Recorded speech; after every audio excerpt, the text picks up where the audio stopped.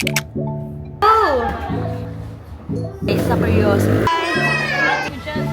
Hi, samahan nyo kami ngayon ni Ellie. Hi guys! Hi guys! You say hi! Hi guys!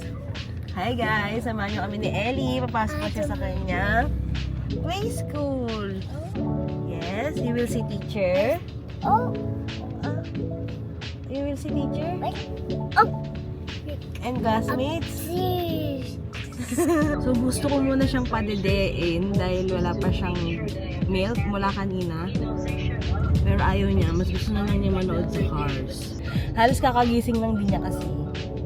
Kasi nga ano oras na siya nakatulog dahil sobrang haba nung nap niya nung kahapon. Nabuta ng gabi. Kaya nahirapan siya matulog. Bye-bye.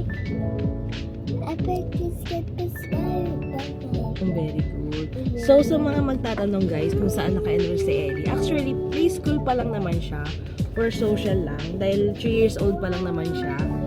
And naka-enroll siya sa Curiosity Play School dito sa may San Mateo, Rizal. At sa mga magtatanong, yung sa pagkakaalam ko na yung rate nila doon is 4,000 for 12 sessions. So, yun ang kay Ellie. At ang schedule nila is Monday, Wednesday, Friday. And yung kay Ellie naman is Tuesday, Thursday. At meron ding Saturday. Actually, malapit lang to sa amin eh. 15, parang ganon. Parang 15 minutes away lang siya. Nagpapatagal lang talaga yung dito sa may crossing. So, pagpasensyaan nyo na yung kwento ko guys. Kasi first time ko lang gawin to. Yung ganitong vlog. Like yung without voice over na. Dahil nga nagsasalita na ako mismo dito sa camera. Though ginagawa ko siya for content, syempre. Pero yung ganito, yung parang a day in my life, ganyang ganap, hindi ko pa siya nagagawa ngayon pa lang. So, tingnan natin kung, kung okay yung outcome niya. At gagawin natin to ng madalas. Kasi, medyo bulol ako guys. Kahit sa voice over, nahihirapan rin ako magsalita kasi nabulol ako. So, paano pa kaya pag ganito? So, mahirap siya for me Challenging siya, pero gagawin natin yan. Tsaka para paglaki ni Ellie, mapanood niya itong vlog, yung video ni Mami, kung paano siya pumapasok sa play school niya. Ang galing, nag-play school niya yung baby namin, oh. So, 3 years old na siya, guys. So, kaya nag-decide kami na mag-play school siya kasi medyo may pagkamasungit din talaga to. Kaya gusto ko siyang maging social butterfly. Charis! So, ayun guys, malapit siya sa SM San Mateo. Ito kami. Medyo full. Ang saya talaga kasi laging walang nakapark dyan. So, hindi kami nahihirapan mag-park. Let's go to school na. Let's go. Let's go inside. Sorry guys, hindi pa ako nakapagsuklay kasi nga napuyat si Ellie.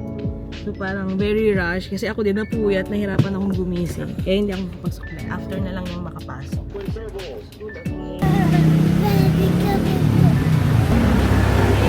Bye. What is that, Ellie? Lagi siyang ganyan. Excited siya pumasok. Hello po. Slide ikaw, slide!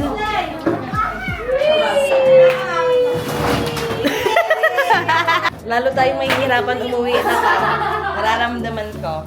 Ayan, dyan siya naka-enroll. So, sa mga gusto ding i-try yung mga kids nila na mag-play school, pwede nyo silang i-PM sa Facebook page.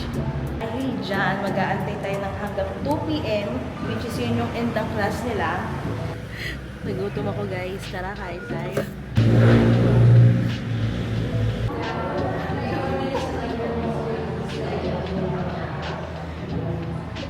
Sabi niya, akin din daw namin sa akin. O, diba? Bye-bye, teacher! Nawaw ka? Ano?